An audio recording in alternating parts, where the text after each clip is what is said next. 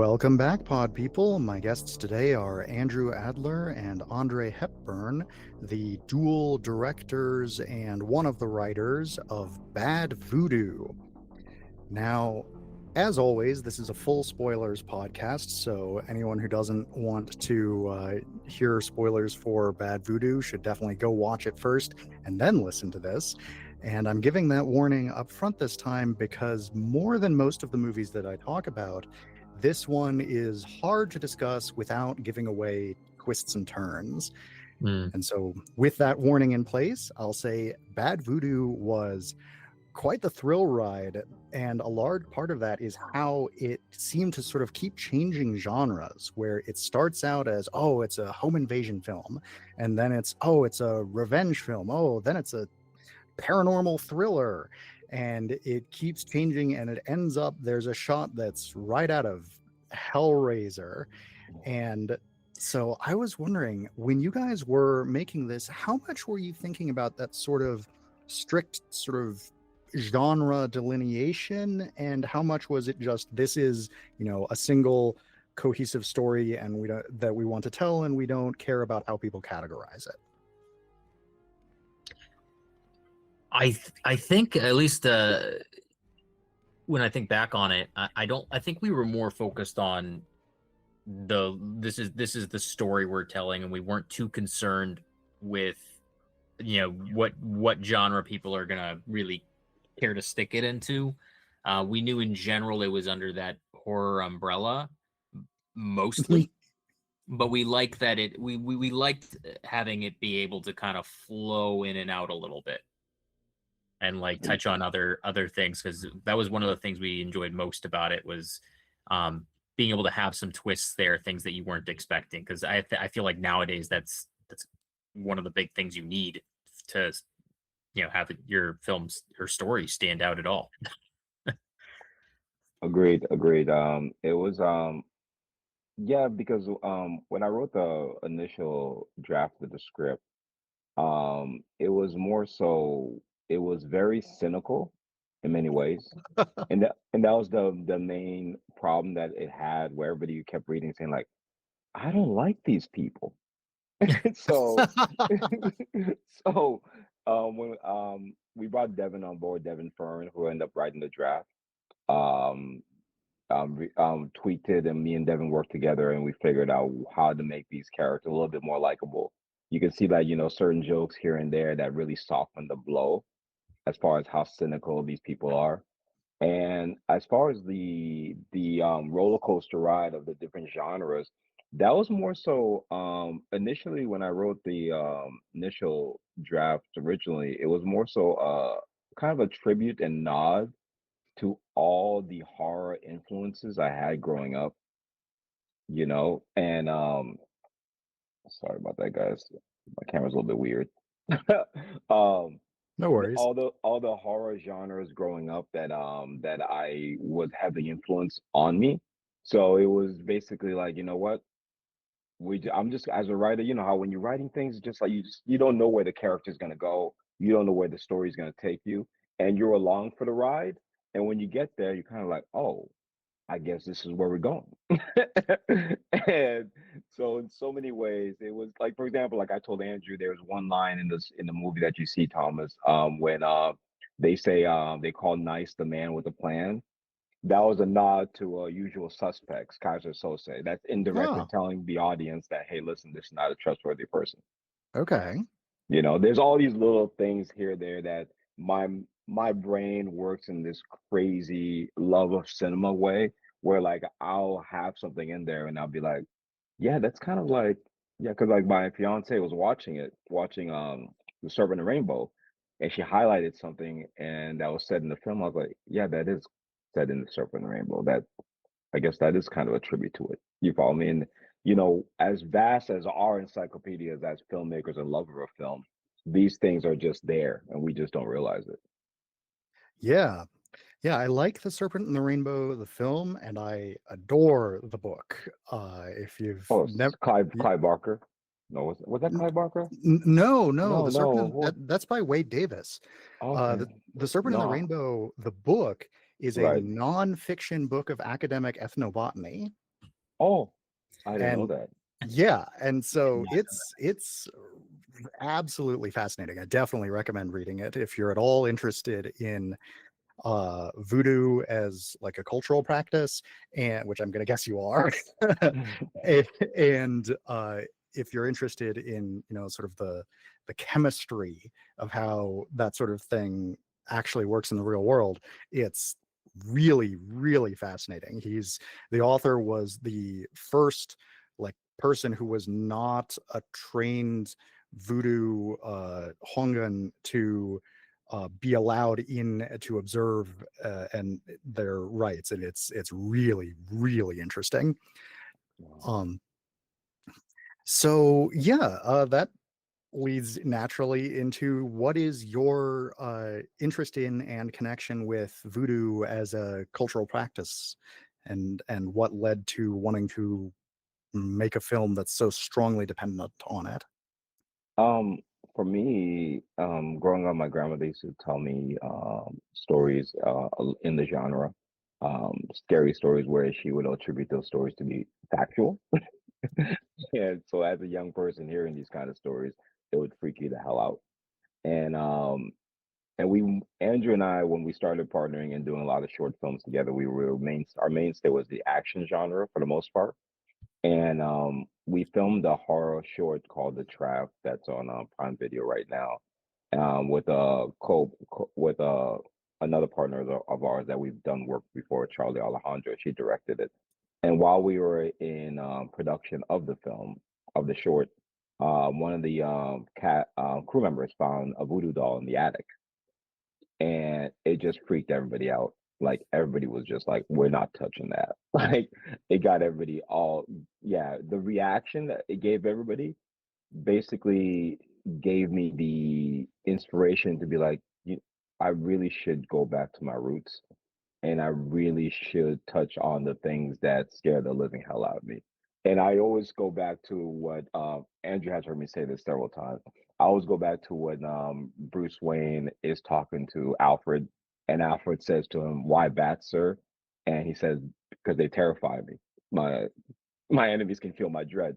So therefore, it's kind of like as a creator, as a writer, you go to the places that you don't want to go, and you tell those stories. And it was like, the evolution of telling those stories of things that really, really are things that creep me out, things that really scare the living hell out of me. And that's where the evolution of the story of Bad Voodoo derived from, especially when I think about, like, for example, there's a story like when Smooth is sitting there and he's telling about the story about the jail scene. Like the guy was breaking into people's houses and he was stealing stuff. The guy named Brandon, and that's actually using a story my grandmother told me and bringing that into the film. So it was a melange, as we would say in Creole, of all these things being put together. I You mean, know. that story was a weird story. Don't leave out the best part of it. Okay, well, the story is this for the story. Basically, my grandmother was younger, and the neighborhood that she lived in, there was a guy that was running around being a menace, just running people's houses and stealing stuff. Then, long story short, he ended up disappearing, and rumors were that he robbed the house of an Oolong. And my grandmother was playing in her backyard, and she ran to the front yard. She heard something, and she saw a goat, and the goat looked at her, spoke in the man's voice, and ran off. Whoa. So that's where, like, when he's talking, Smooth is talking about a guy breaking people's houses. I took that a little bit and just made my grandmother's little bit of story and put it into that whole scene. So that, Yeah. yeah. Wow, and talking about the word melange and the concept of a Creole, as you know, like a Creole language is a combination of other languages, reminds me again of what I was thinking about, how this is a combination of different genres sort of bumping up against each other.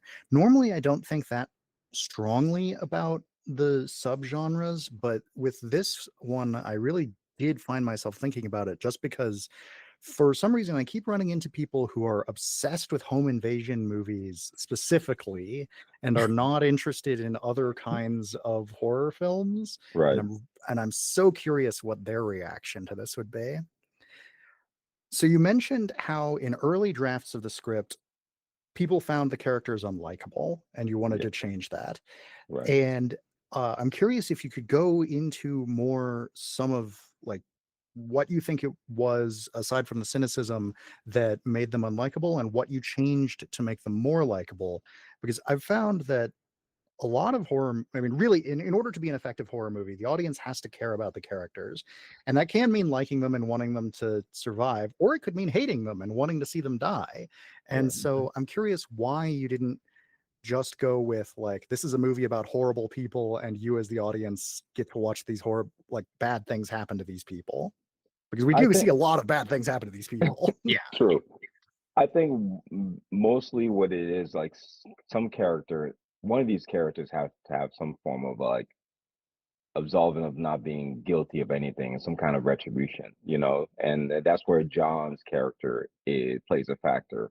Whereas I think the early drafts, what it was is that basically everybody's done something crazy, everybody's wild. Like they all need to go, you know. So it's reading in the early draft because we had another distributor that was interested in the film, and their feedback they gave us was the same kind of thing. And then when Devin came on board, a lot of things Devin and I discussed was we need to basically kind of understand, have a little bit empathy for Abigail. So the opening scene that you see with Abigail is something that Devin had rolled into the script, and originally it was supposed to be like a what was it, like Worse. a meeting, it was like a kind of like a meeting, like Oh yeah, a yeah. No, originally it was like almost like an AA meeting, like in a building, like a circle, and um, exactly.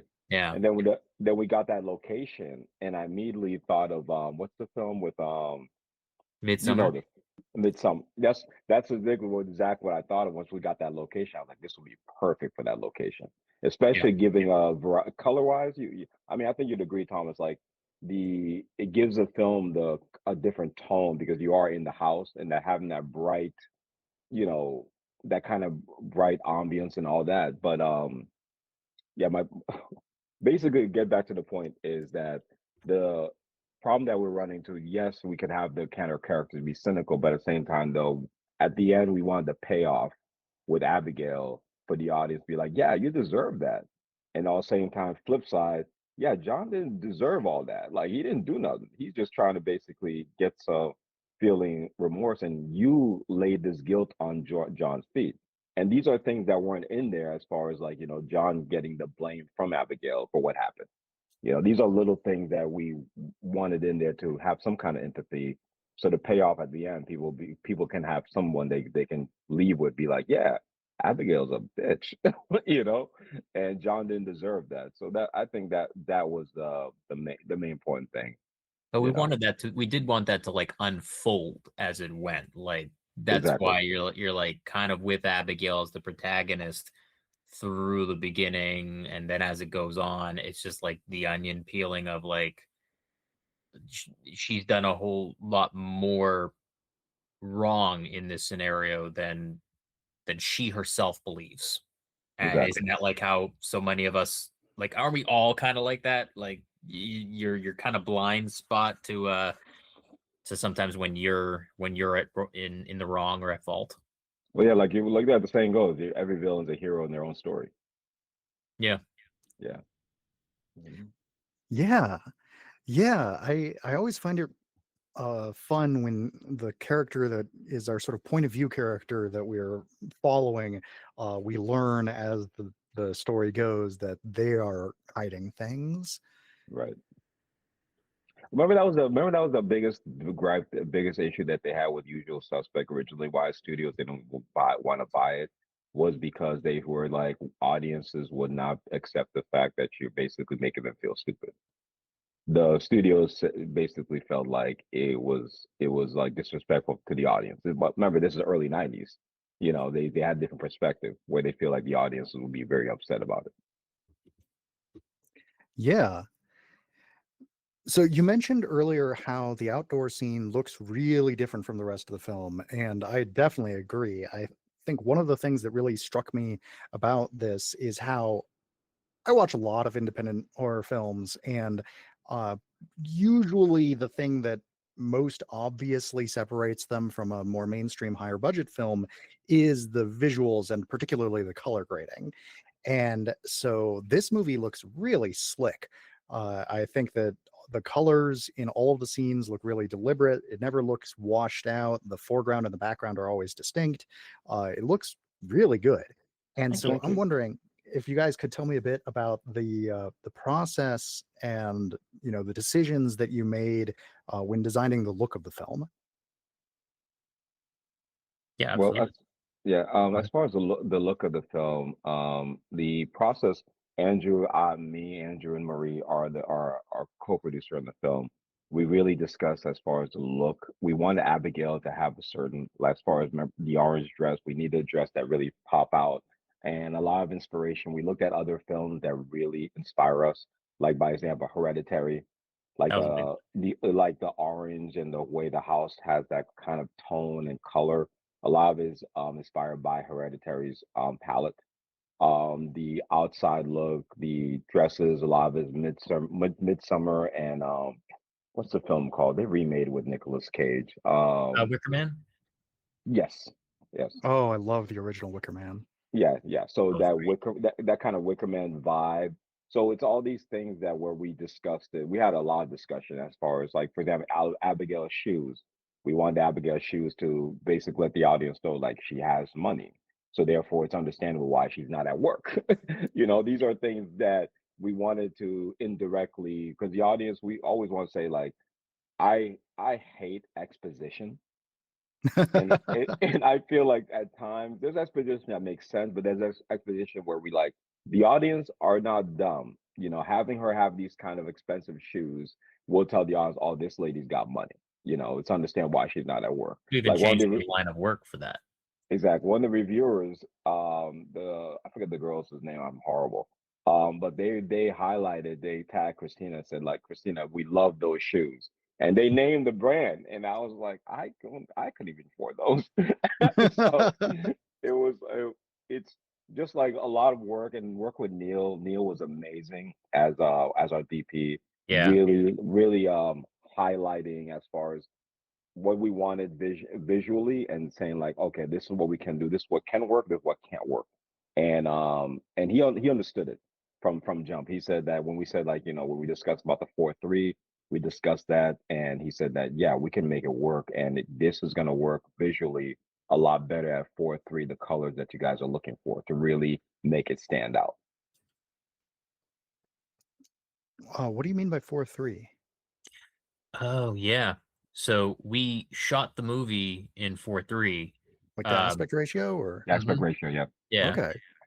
But then when it came time to give options to distribution, um, we gave them the option of like 4:3, but we know that's not for everybody. It's not always the easiest sell because it was more of a creative decision that we went with to give Right, that more claustrophobic feel, and a little bit of a throwback to what we grew up with.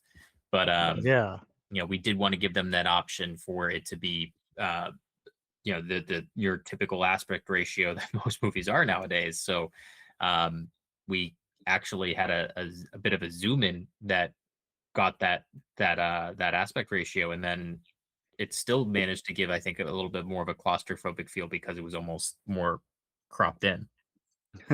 Yeah, yeah. Which so you shot at 4:3 and then you cropped to make it like 16:9 or something. Yeah. Exactly. Interesting. Yeah. Well, Wow. what it was is that 4-3 has been something that's been relatively in the industry, like for example, Lighthouse and different films have been coming out with it, and it for the way the script is designed, and the way we felt like we really wanted the audience to really feel like really claustrophobic, like they really are in the house. And the way we want to shoot it very tight, the 4-3 made sense, made you feel uncomfortable. We really want that uncomfortable feeling. And then what's crazy about it, like Andrew said, once we cropped it into the 16:9, I was like, this feels even more uncomfortable. So, we end up loving both versions. So it's one of those things where hopefully we get a cult following and we can do a re-release of the 69 in that kind of version with Yeah, with director commentary. Hopefully, if everything goes as we're hoping it goes. that sounds like a lot of fun. Yeah, my film that we were talking about before we started recording, the Philip Experiment, Mm. I recorded it in 16:9, but then in the edit, I cropped it to 4:3 because it's meant to look like it was shot on an old camcorder. Oh, okay, that's awesome. So, There you go. Right? Yeah, yeah. Wow. All right. So, you guys had a pretty sizable cast and crew for this film. we did. Yeah. So most of the productions that I talk with people about are made on smaller ones, and I think this your first feature film? So Yeah, very first. this was Yeah, our first feature. Okay, so tell me a bit about the experience of going from shorts to a feature like this and working with uh, what is for independent films a large crew, for mainstream Hollywood films a small crew. But yeah, tell me about what you had to learn and deal with in this new environment. Okay. So sorry, distracted by the kids. So one thing that I have to give is we have such a great community in the film community in Massachusetts. And so from previously working with Beantown Studios and Alejandro, Charlie and Mel on The Trap, we just knew at that point that we wanted to do something bigger. And we had some really great people we've had the opportunity to work with. And so we wanted to expand from there. And we're like, we got to take this leap sometime. So it felt like the right time after we had made the trap, and we're like, this, we've got a good energy, good track record here. We've got a good community of people we're starting to work with. So let's build. And we wanted to build, and from there we started working with Boston Casting to help round out our cast for the majority of it actually. um yeah, it's just wild to like think about like the entire process. I'm like, oh wow, like we did get quite a few people, didn't we? Like together, like how do we manage that true. Yeah. during COVID, Um, mind you, like that right. was Yeah, during COVID, swabbing I've all, everybody every day. right. And also it was we're very lucky to have Alicia. Alicia, our production manager, who at the time was pregnant, and she really worked hard to get us not just interns, but also get us a production team of people of like we had like mm, I mean, even though our seasoned actor, John Fiore, who's been in Law and Order, who's been a Sopranos, he looked at our set and he was just like, look at all the production managing teams and the interns that we had. He's like, how much is this freaking thing? We're like, John, it's a very low budget. It looks great, but these people really believe in us and believe in production and really want to see this through. So we were very fortunate to have people that believe in the production and believe in the story that we were trying to tell, and really want. And then Neil, and also having Jordan on set as well, Jordan Pacheco, who did a lot of the effects on the production, and really was like our basically our what do you say oh, sorry, Andrew. He was like our director number three on set, and really because he's done a feature before. So he was really a great person to have on set to guide us to ensure that we stayed, number one, stayed on schedule, and number two, make sure we just stayed focused and stayed in line to the vision that we had for the production. So we had a great supporting team, and that really helped, and we had a, a lot of people on set, but at the end of the day, it was a great supporting team. Everybody worked really well. We have never had no issues on set. It was just like it was like the perfect storm. If I could describe it, just the perfect storm. Like Yeah. people would just not be able to come to the set and or the production immediately and be replaced with people that actually worked well with the production. So it was perfect. I don't know how it came together, but it just worked out. We just lucked out. I mean, we knew we wanted the production to be one that gave other people opportunities, just like we were having this True. opportunity. You True. know, we Like wanted Andrew's to have right. like an inclusive set. We wanted to have, people who maybe didn't quite have like the list of production credits, but had great promise and great Very true. Because like what Andrew said is very true. By example, the score of the film, the composer, she was just out of Berkeley. This was her first feature. The Lisa Coleman, who did the wardrobe design, this was her first feature. Our editor Kelly, this was her first feature that she edited. So there's a lot of people on the team that basically that were like us looking for a shot. And we really, really, really wanted that, because we had a lot of people that knocked on the door that had a crazy resumes, but at the same time, though, those people really were more passionate and just showed that they wanted it, not just wanted it more, but had a love for the genre, had a love for film in general, and we just wanted that kind of vibe on set. Nice. So speaking of like getting your shot, now that you've made this, what are your hopes going forward? You already talked about how you're hoping that it'll be successful enough that you can get a DVD release, do a director's commentary and things like that. What about for your next project? Are you planning on staying in Massachusetts and continuing to make independent films? Are you gonna move to Los Angeles and try to break into the big leagues, or what's your goals there?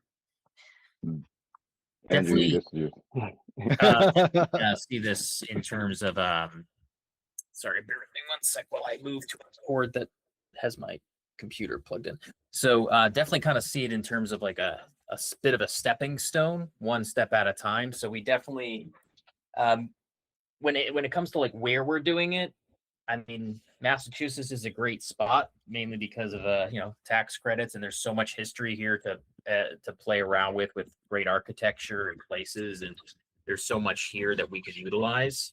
But I know we wanna move on to another horror film, but we definitely I don't see us moving production to LA. There's so many other places locally here, down in Georgia, um, that could be great for filming locations. So we kind yeah. of want to really ramp off of this as a stepping stone to our next thing and just build momentum and build steam as we go. Yeah, because our next production is going to be in the horror genre. Again, we're jumping to a vampire film. That'll be our next production, Ooh. and we really want this, like Andrew said, this to be a stepping stone. Moving to Los, I lived in LA for about a couple years. I didn't like it. I didn't like the vibe. Everybody felt, I hate to say it, but everybody felt a little bit pretentious, and it just wasn't my scene. It wasn't for me. And you know what it is, as I realized, because Samir, one of the producers who passed away in 2022, um Hmm. he stated that, where he said, like, what you want to do, you're a filmmaker, you're a writer and a producer, this scene is for actors. If you come out here, Mm. if you're a producer writer, you come out here when you got a gig lined up. You really don't have to live here, you can be other places. So therefore, and his advice stuck with me, where when I went back to Massachusetts, we went to make the short film The Trap, and then from The Trap came Bad Voodoo after that. So that scene is not for us. It's not for me, definitely. And I would definitely say, like, the growth, the plan is to build from this, and make this a long-term thing. Doesn't have to be necessarily mean we'll stay in the horror genre, but the horror genre is where our stories are right now, especially when we talk about the vampire film being our next film. And then every time people see Bad Voodoo, it's always the same question: is there going to be a sequel? And I'm kind of like, well, tell your friends to see Yeah. it. Like if we could make it successful enough, we already have ideas bouncing around, really Right. really in the vein of Mambo and Ugong, where this could really expand into a whole franchise if successful enough. Exactly. Nice. Yeah, well, definitely anyone listening, watch it. It's good. It's a fun Please. ride. Right. So, I know I did know your guys' names before I watched the movie, but I admit I had forgotten them, and it was only when, rereading my emails and looking at the IMDb page and stuff that I was like, oh man, just watching the movie with our main character, I was guessing that this movie was uh made by a woman. Just because it I've seen a number of films where it was directed or written by uh, a woman, and there was this sort of home invasion thing, and it really felt like it had that feel to it. So I'm curious if you could talk a bit about like what motivated you to make the main character a woman and how that affected, the writing and the directing of the film. I would say the original story of Abigail was from another script that I had for something else, a home invasion film, and it was more so apocalypto, end of the world, the return of Satan type script, basically. Okay. And I was writing it, and it was not working, and I just threw it away. I was not throw it away. I put it away in the drawer. I said, "This is not working. Let me get away from it," because I'm a strong believer. If it's not working, just step away from it. Stop trying to force an idea. And then That's wise. this whole thing with the voodoo doll came about, I was thinking that story will work well with what I like to do, because the trap is how it started. Because the trap basically starts off kind of like that, where you just think that this is about a serial killer that's kidnapping kids, but it flips on his head because he gets spoiler alert. He realized that the kind of like the movie what's it called? What's his name from Conjuring's in it, where he plays a guy that basically goes after young Hard girls. candy. Yeah, basically kind of like Oh Hard Candy, yeah. but instead of it basically her basically being a girl, it turns out that she's actually a demonic figure, kind of like the crow seeking vengeance on people like him. And the story flips on his head where he gets attacked by the monster. So it was that realization, like I like to give the audience in the genre something a little bit different than what they're used to. So in the break entering with the Abigail from the original story, that was gonna be like apocalypse, whatever.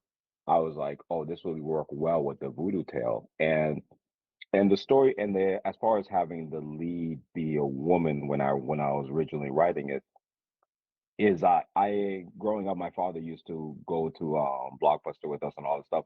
He was a hardcore Cynthia Rothrock fan, Linda Hamilton fan from like Terminator. A lot of these strong female leads were like his bread and butter that we used to watch growing up.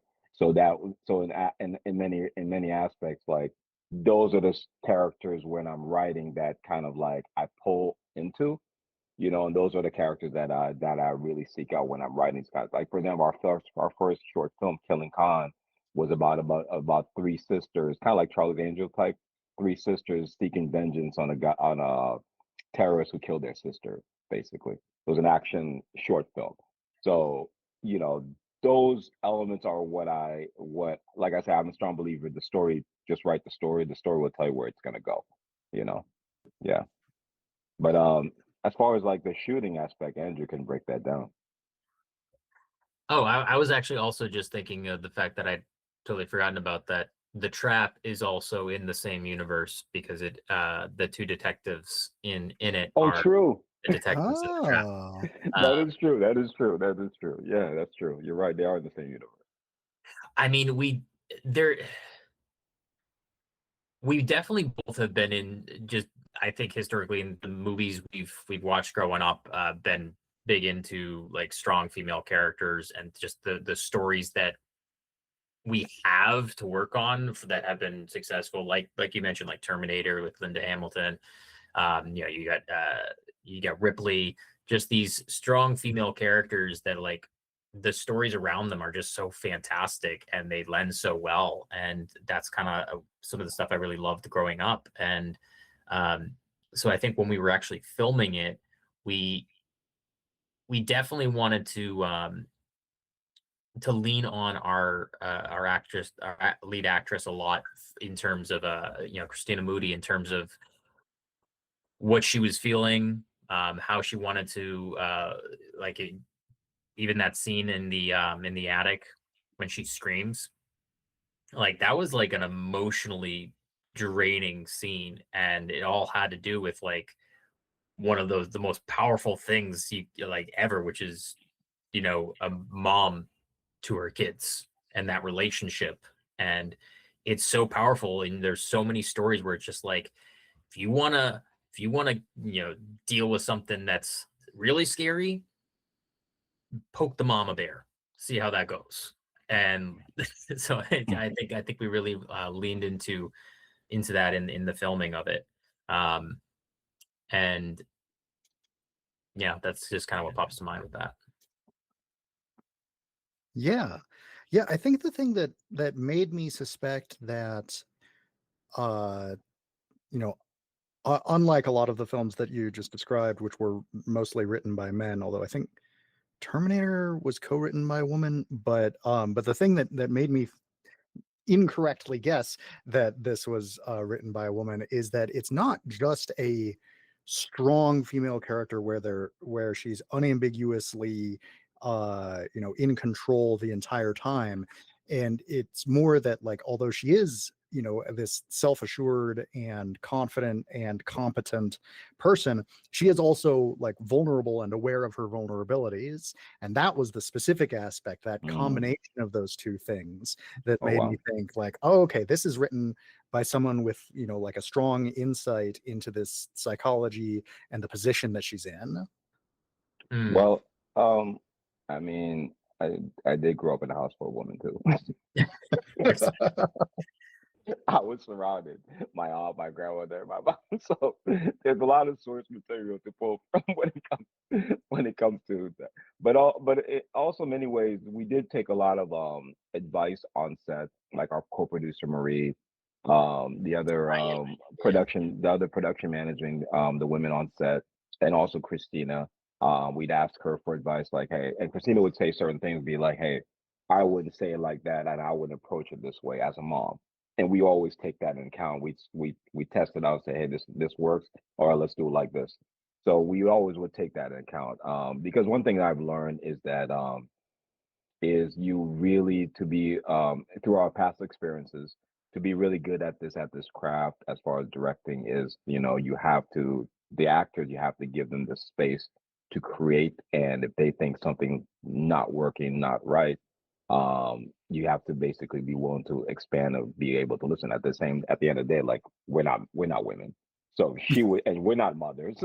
We're Yeah. dads, but we're not moms, so therefore certain approaches, she says to her, like, I'm a mom, I wouldn't approach it like that, then we'd have to take that into account. And that's where a lot of I mean, like you said, Christina really shouldered this movie. Like 90% of the film is just her, and for an actress, it did take a toll on her as far as film to film, because it was on her. She would constantly ask us, what do you think about this? What do you think about that? And it really showed that, her work really shows on the screen. And Yeah, yeah, it's definitely a powerful lead performance.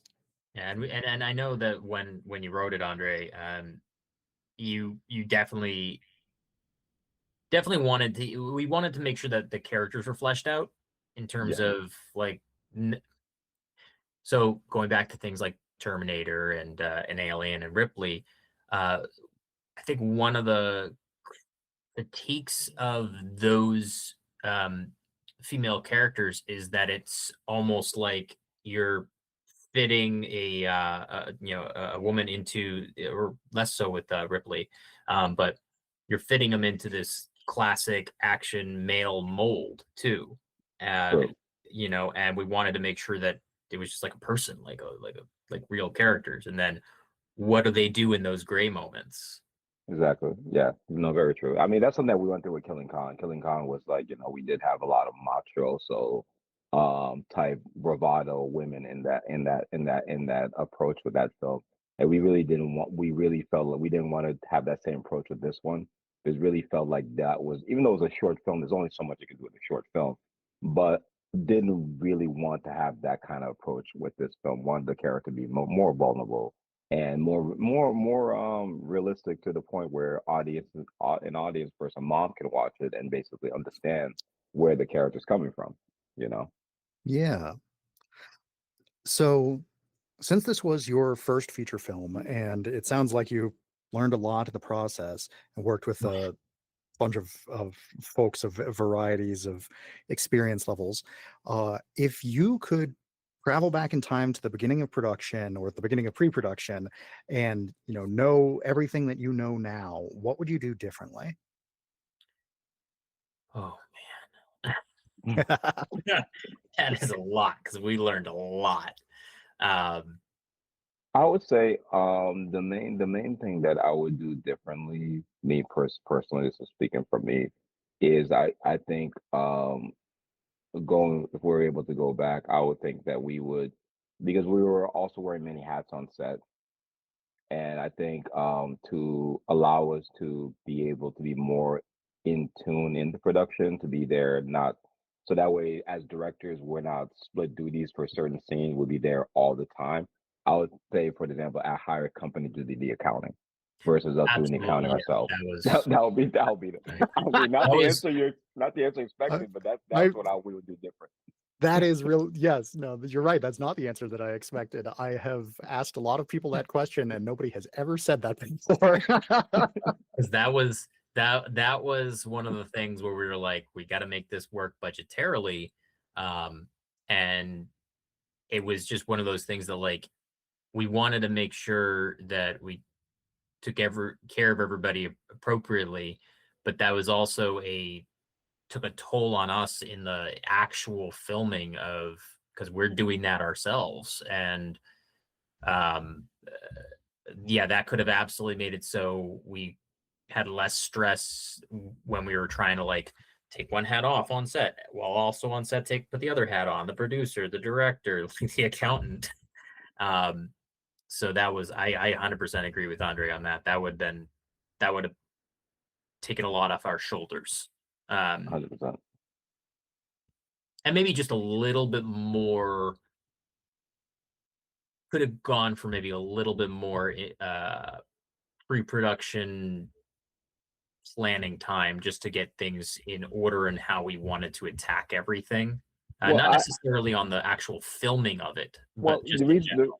the reason honestly though, when I think about pre-production, the way it happened though, it happened the way I think was best served for us, because when it happened the way it happened, we got the cast that we end up getting. Like, for example, Alex fall into place, playing That's true. Nonzo. And that's why I wouldn't even touch that, because the way it rolled into place was just so perfect. Because we got Manny, and we had so many people in the cast that basically landed in our laps because of that. If we had more time to plan, we probably wouldn't have the kind of performance, the Mhm. kind of some of the cast that we ended up getting. So None of that that's point now. yeah, so that's why I gotta say I gotta be the accounting. Yeah. I mean, I would Has to still be stick that. with accounting because that's yeah, Yeah, the exactly. numbers. I mean, in Right, this hypothetical, you're allowed to change more than one thing, but right, it sounds like there were a lot of happy accidents, right, lightning in mhm, a bottle, as you said earlier. So it's good right, to not risk those things. If it ain't broke, don't fix it. right. Um, Yeah, but the accounting, yeah. That sounds like it's probably a good lesson thing. learned for next time for sure. Exactly, 100%. Yeah.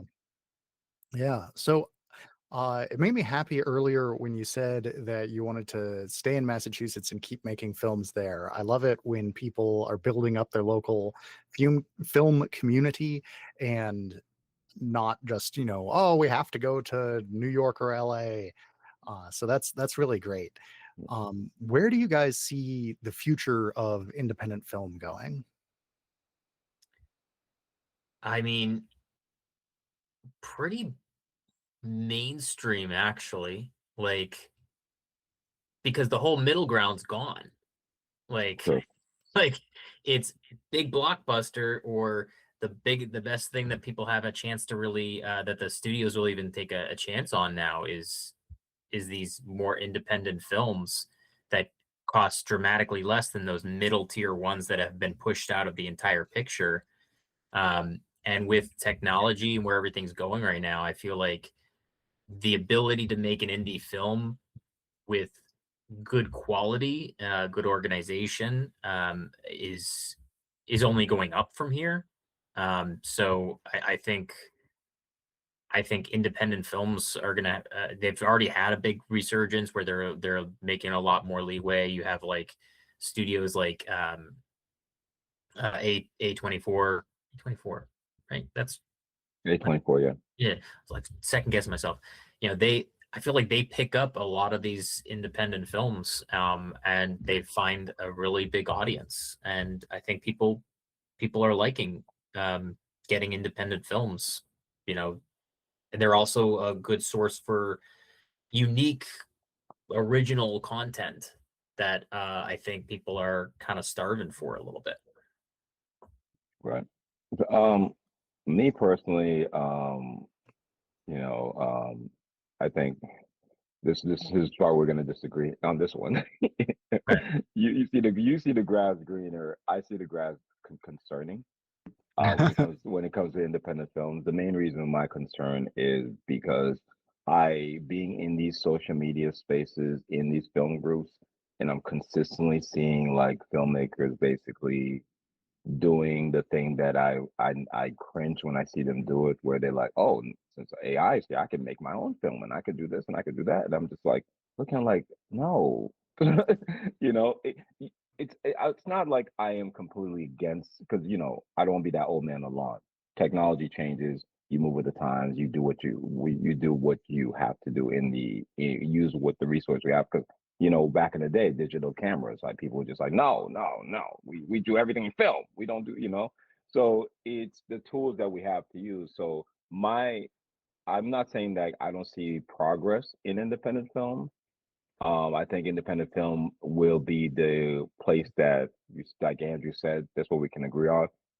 Audiences and studios will lean into because they'd be like, oh, this film's made for 500,000 and marketing. I put another 500 grand in marketing, and I could make more money than paying $300 million for this film that can be shot for less than 20 million. I think the balloon of such money going to the top will force studios to, like Andrew stated earlier, focusing on traditional independent stories that are like, that like by example, like Bad Voodoo, where you just take a genre and flip it on its head and give the audiences something new to look at. And I think that's the positive in the aspect. But the concerning part I do have is filmmakers that are because where we come from, I mean, I know Thomas, you could agree with this is that we come from the avenue of creators. We get an idea, we get a concept, we sit there, we flesh it out, we work on it, we dive into it, we see what works, what doesn't work, versus somebody basically saying like, oh, AI, I'm gonna do this, I'm gonna do that, and it's just like that creative aspect as an artist is what concerned me because I do think that my concern is that for us to lose that, you know, and Yeah. because when I watch some of these people share some of these AI things that they made, you can feel you don't feel the same like for example, like the Brad Pitt fight sequence with Tom Cruise that people were going crazy over. I watched a scene from that film where Brad Pitt plays the assassin. The one he's got that great line about President Obama at the end. I forget the name of the film. Train, What's it called? Bullet Train. No, no, no, no. It's another film. It's a film with James Gandolfini that he's in. But there's a sequence at the end of the film where Brad Pitt's walking, and the shot in itself is such a beautiful shot. There's smoke, there's music, the camera movement, and you cannot create that on AI. That same feeling that you get watching that shot, watching that frame, I'm sorry, you're not gonna get that with AI.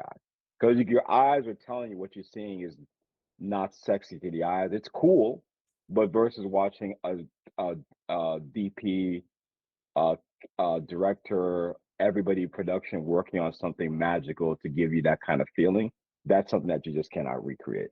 So that's where, like, I do see Andrew's side, but I also see the side where I'm a little bit concerned. I feel Yeah. entirely without concern. Yeah, a little scary. Right. So Yeah. great from the top. As Right. far as like making it so that indie filmmaker, that is one thing I will say that the indie filmmakers, we got to make sure we're we're wise when it comes to like you get contracts, you get a distribution deal, whatever it is, because it's so if you're not like it's going to be so easy to get taken advantage of, True. and then you might not make more films if you That's know true. Very true. gotta get savvy. Yeah, yeah. I have heard a lot of horror stories of people being taken advantage of in the film industry, especially by distributors. Mhm. And so that's and now with the way that Film Hub has all of a sudden changed things dramatically, now the self-distribution route is a lot more fraught than it was Yeah, that months was ago. crazy. I saw I'm in the film group when I was reading that, and I was like, wait, what happened? And yeah, that's insane. I did not. I Film Hub was the place that every filmmaker talked about independent film. Like, go to Film Yeah, Hub if you can't find a distributor. That's your hope right there. yeah. When I started this interview series a few years ago, I'd never heard of Film Hub. And then every single person that I was talking with would tell me about it. And then I started recommending it to other people. And then, Right. just back in December 2025, I recommended it to an aspiring filmmaker. And then a few days later, Film Hub announced that they were making all of these changes. And now I cannot confidently recommend it to people anymore, which is a real shame. It is a shame. And what you were saying about AI, yeah, I think most, not everybody, but most people would agree that AI can be a useful tool, but it's not a wholesale replacement for, the team and the creative process. I Exactly. watched I watched a movie a year or two ago that was a very low budget uh, zombie film, and for almost all of the shots, there were just a few zombies that were people in makeup, and there was this one massive crowd shot of hundreds of zombies, which was AI generated and was a few seconds long. And apart from that, there was no AI in the film. And so, like, I think that is a Oh good yeah, a use hundred case percent. for it. Yeah, I 100%. Yeah, 100%. No, that's those are cases where I really doesn't really bother me because I'm like that's you using like CGI. It's like the same kind of thing, like Yeah, basically using CGI versus like taking a whole script from beginning to end and completely AI. That's the thing where I'm just like and it's one of those things where I shouldn't be concerned because the audience knows your eyes will tell you what you're looking at. It's not as appealing as watching a feature, a film where you can just tell the lighting and everything, the effort and the passion that goes into it, you know. Well, yeah. there's also the I think AI is gonna be missing out a lot on like the subtext and the layers you want to add in to make of what you're making people feel and discover in a shot. Um, I feel like True. with AI, a lot of it's gonna seem very surface, and you're gonna lose a lot of the unless you're just like you mentioned, Thomas, using it as a tool Right. in your arsenal. But if you're Mhm. just like and go make my movie, you're gonna Right. miss a lot. True. Very true. Yeah. So Uh, Bad Voodoo. I was sent a screener for it. Thank you very much for that. Mhm. Where is it currently available to watch, or are you still hoping to find a distribution? What's the situation on that? Oh, it's distributed right now. It's on streaming services, Amazon Prime. It's on Apple TV. It's on YouTube. It's on Google Play. Yeah, it's streaming basically anywhere that you can pay to video on demand. Fandango at home is available there also as well. Our sales agent MPX picked it up and was able to get us a distribution deal with Desktop. So that's our distributor, and yeah, it's been a fun ride, and it's been a surprising ride because the road to get here was a road of uncertainty. Especially, we had high hopes because at one point we were talking to a contact over at Lionsgate, Yeah. and we had high hopes for that, and then that fell through. We got left on Uh, red, and so, and then when MPX showed up, it was definitely a game changer, and we were very excited, because we didn't go the traditional film festival route. We wanted to try to reach out to a distributor directly and try to get the oh, film distributor. And that was good for you? That worked? That worked for us. Yeah. But yeah, it worked for us. But when I think about it now, it there's certain I guess there's it worked for us, but there's certain like gravitas I guess you get from doing film festivals. But my thing with the Mhm. film festivals, I mean, I think Andrew can agree, has become kind of like a weird popularity contest where I just see so many indie films get pushed back, and then these big Hollywood films, you're like, that's not independent film for festivals. In the 90s, growing up, film festival film, would be like was a Bottle Rocket. It would be like a Kevin Smith film. And you see these films, you're just like, no, that's not how indie works. You got Brad Pitt in your film. You're not indie film. Yeah. Why are you here? So that's what turned us off, where we wanted to just go directly to a distributor because we just didn't want to get lost in the shuffle. And we are a low budget, it's a low budget film. We didn't have the funds to go do post production, market our film, do a festival, then it gets picked up by good grace. It gets picked up through a festival. Then we got the money that we spent for the marketing at the festival. We could have just focused that money onto the marketing of film that gets picked up by a distributor, anyways. Yeah. Yeah, yeah. Film festivals, all sorts of things really in the independent film sphere are, it's hard to tell, at least for me, what really matters and what matters in what ways. Like you Right. mentioned the gravitas of the film festival. Like, yeah, I mean, it's definitely an ego boost to get accepted into a film festival. Is it anything else? Uh, Yeah. And it entirely depends. You like I do think it made a absolute difference when we got MPX in terms of when the sales agent comes to the distributor. It is definitely a different. Oh yeah, because I forgot about that. True too. Andrew's right, because had distributors we were talking to, and the offers that they gave us versus the offers that they gave MPS was completely different, night and day. hmm. Like, So when it's like when you show up with like an entertainment a lawyer, a sales agent, and you have these experts kind of in their field being the ones making the point of contact. It definitely makes a difference in terms of how they respond and resonate. exactly, 100%. Because like there was a distributor that was trying to basically pretty much rip us off, and then MPX stepped in, and MPX stepped in like without even knowing the deal that was offered, and the deal that they offered MPX was like, really? So yeah, it's definitely, it was very an eye-opening experience. Yeah, yeah. As I said earlier, there's all sorts of horror stories of people being ripped off by all sorts of people in the industry, and in my estimation, 90% of them are by distributors. Oh yeah. Yeah. Mhm. So I've read a lot of, and not just talking to independent filmmakers like this. I've read a lot of filmmakers' autobiographies, and there's always a story in there about being screwed over by a distributor. So Yeah, you find out like what do you need to have in the contract? yeah, Right. yeah. Exactly. Well, I'm glad that you guys seem to have found a path that's working for you. That's really good. I'll definitely include links to where people can watch Bad Voodoo in the description of this episode. Is there anywhere Awesome. else, social media, official website, anything like that you'd like to direct listeners to?